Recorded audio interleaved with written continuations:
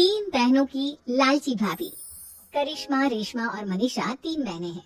उनका एक भाई भी है, मयंक। मयंक अपनी बहनों को बहुत प्यार करता है, लेकिन मयंक की पत्नी सविता इस मामले में मयंक से बिल्कुल ही अलग है। वो अपनी ननदों का जितना बुरा कर सकती है उतना बुरा करती ही रहती है और अपनी ननदों पर हुक्म भी चलाती है। करिश्मा, करिश्मा, तुमने अभी तक नाश्ता नहीं बनाया? तुम्हारे भैया को ऑफिस जाने में देर हो रही है। हाँ भाभी, बस अभी बनाती हूँ। करिश्मा, तुम ये ढीलापन छोड़ दो। कल को पराये घर जाना है। वहाँ अगर तुम इस तरह से काम करोगी तो लोग क्या कहेंगे कि माँ ने और भाभी ने कुछ सिखाया नहीं। और तुम्हारी दोनों बहनें कहाँ हैं? रेशमा मार्केट गई है और मनीषा सो रही है। क्या? सुबह के 8 बज रहे हैं और ये महारानी अभी भी सो रही है? ये कहते हुए सविता अपनी सास दुर्गा देवी के पास जाती है। माँ जी, देख रही हो अपनी बेटियों के तौर तरीके? क्या हुआ बहू, सुबह सुबह क्या कर दिया मेरी बेटियों ने? अरे एक तो अभी अभी उठकर किचन में गई है, दूसरी सुबह सुबह बाहर चली गई और तीसरी अभी तक सो रही है। क्या करूं मैं इन तीनों का, मैं तो परेशान हो गई हूँ। जा जाकर उठा उसे और रेशमा से मैं बात करती हूँ। सविता सीधा मनीषा के कमरे में जाती है और उससे कहती है, महारानी जल्दी उठो, सूरज सर पर आ गया है। भाभी थोड़ी देर और सोने दो ना, मैं रात को लेट सोई थी। वो क्या ना यूनिट टेस्ट चल रहा है। शराफत से उठती है या नहीं, या फिर पानी की भरी बाल्टी डालो तेरे ऊपर। नहीं भाभी, मुझे बिस्तर में नहीं नहाना, उठती हूँ मैं। मनीषा जल्दी से उठकर बाथरूम में चली जाती है। सभी आराम से बैठकर नाश्ता कर रहे होते कि तभी रेशमा बाजार से हाथ में सामान लिए आ जाती है। रेशमा को देखते ही सविता उस पर बरस पड़ती है। लो, आ गई महारानी। ऐसा भी क्या सामान लाना था जो सुबह आंख मलते ही बाजार की तरफ रवाना हो गई?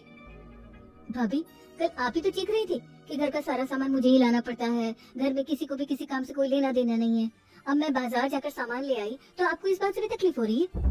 देख रही हो माँ जी, अपनी बेटी की जुबान कैंची से भी तेज चलती है। और मयंक, आप तो कुछ कहेंगे नहीं अपनी लाडली बहन को। रेशमा, अपनी भाभी से ऐसे बात नहीं करते। चलो माफी मांगो। भैया, मैं क्यों माफी मांगू? आप भाभी से बोलिए ना कि हम पर कम हुक्म चलाया करे।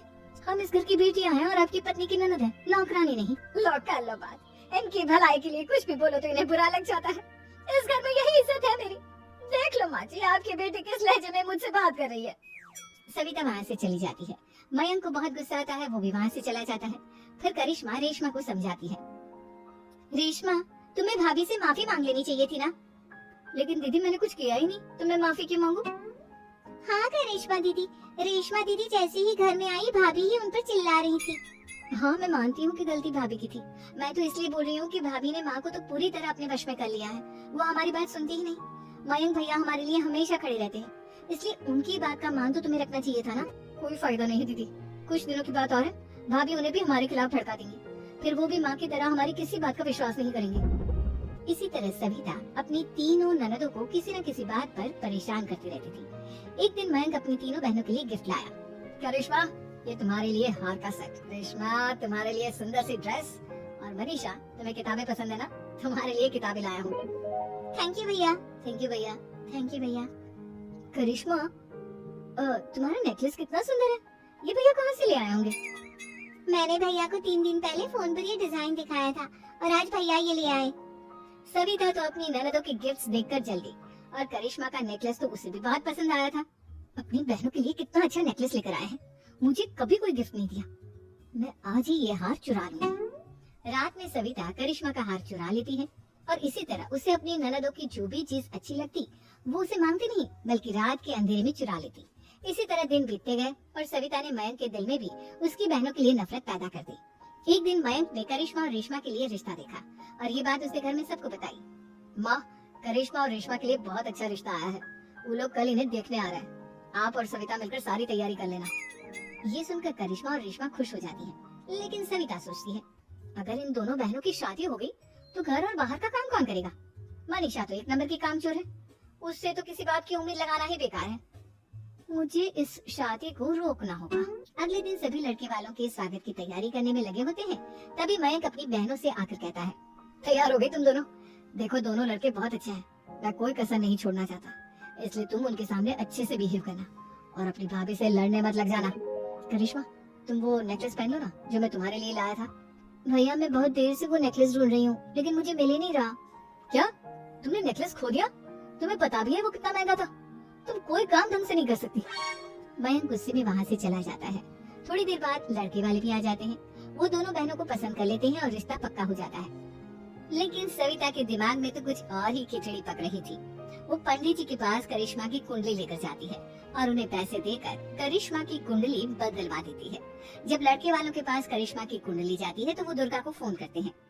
बहन जी, हमने करिश्मा की कुंडली अपने पंडित जी को दिखाई थी। आपकी बेटी की कुंडली नहीं बल्कि दोषों का पिटारा है। देखिए, मैं और मेरे पति इन सब बातों में बहुत विश्वास करते हैं, इसलिए हम आपकी बेटी से अपने बेटे की शादी नहीं करा सकते। इस तरह करिश्मा का रिश्ता टूट जाता है और सभी घर वालों को बहुत दुख होता है।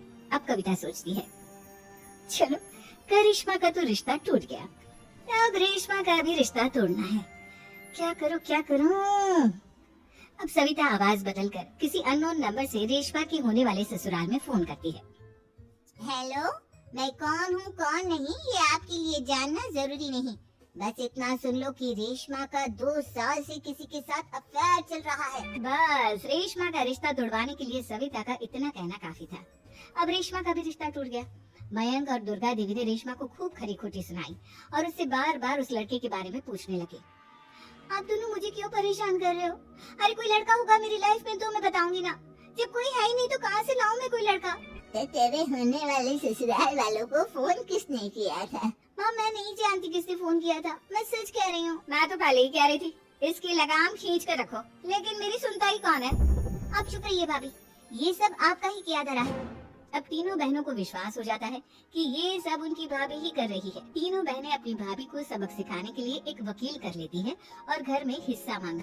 देखो भैया, माँ बाप की जायदाद में जितना बेटों का हक होता है उतना ही बेटियों का, इसलिए इस घर के 4 हिस्से होंगे और हमें अपना हिस्सा चाहिए। मैंने तुम्हारे लिए क्या क्या नहीं किया और तुम इस घर में हिस्सा मांग रही हो? भैया, आप और माँ हम बहनों की कोई बात नहीं सुनते हो और भाभी हमारी शादी नहीं होने देगी क्योंकि उन्हें लगता है कि आप हमारी शादी में ज्यादा पैसा लगाओगे और उन्हें हम जैसी फ्री की नौकरानी कहाँ मिलेगी। तो हम भाभी के साथ तो रह नहीं सकते, हम बहनों को अपना हिस्सा चाहिए। अरे तुम्हें शर्म आनी चाहिए अपनी भाभी पर ऐसा इल्जाम लगाते हुए। वो तुम्हारे बारे में कितना सोचती है। हाँ माँ, भाभी हमारे बारे में बहुत सोचती है। दिन रात बस यही सोचती रहती है कि किस तरह से अपनी तीनों ननदों को परेशान करूं और कभी मुझे पढ़ने भी नहीं देती। दोनों बहनों का रिश्ता भी तो इन्होंने ही तोड़वाया है और रात में हमारे कमरे में आकर हमारी चीजें भी चुराती हैं। इसी तरह सविता की तीनों ननदें अपनी बात पर अड़ी रही। अब कोर्ट में तारीख भी शुरू हो गई। जब सविता को लगा कि उसकी तीनों ननद इतनी आसानी से नहीं मानने वाली, तो उसने अपने पति और सास को सारी सच्चाई बता दी और अपनी तीनों ननद से माफी मांगी। मयंक और दुर्गा को भी अपनी गलती का एहसास हो गया। अब सविता खुद करिश्मा और रेशमा के लिए अच्छा रिश्ता ढूंढती है और उनकी शादी करवाती है।